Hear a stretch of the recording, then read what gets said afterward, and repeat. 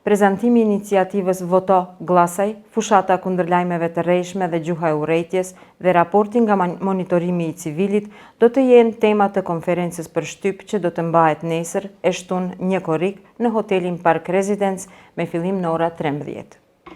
Raportet dhe analizat e civilit përfshin një sër aspektesh. Në fokusin e këtyre zgjedhjeve është financimi politik, lajmet e rreme dhe gjuha e urrejtjes, keq përdorimet në kategori të ndryshme të monitorimit dhe masat për mbrojtje nga koronavirusi. Civili edhe një herë do t'i drejtoj mesazhet para ditës zgjedhore. Konferenca do të mbahet në gjuhën maqedonase, shqipe dhe rome. Konferenca do të transmetohet drejt për drejt në Facebook faqen e civilit. Redaksit mund të dërgojnë edhe pyetje përmes postës elektronike civil.mek.02@gmail.com deri nesër në ora 12:30. Civil Media bisedoi me Ministrin për Shoqëri Informatike dhe Administratë Damjan Mançevski dhe me revizorin kryesor shtetëror Maksim Acevskin për korrupsionin, transparencën dhe finansimin në kontekst zgjedhor. Mekanizmi kryesor për të luftuar këtë është transparenca. Inspektimet dhe shërbimet janë normale, por vazhdoj të them që nuk mund të kemi aq inspektor sa njerëzit mund të bëjnë marrëzi.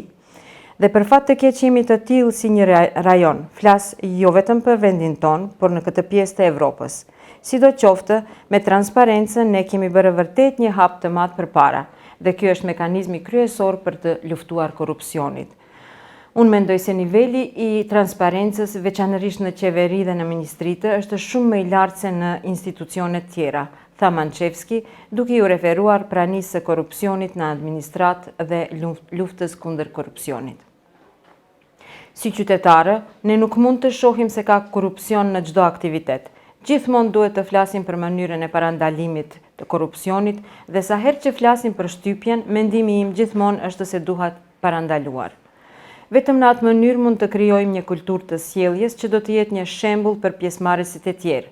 U përgjigj Acevski në pyetjen në lidhje me praninë e elementeve korruptuese në financimin politik të fushatës parazgjedhore. Në këto tema, Civil Media bisedoi edhe me kryetaren e Komisionit për parandalimin e korrupsionit Biljana Ivanovska dhe nënkryetaren Katica Nikolovska.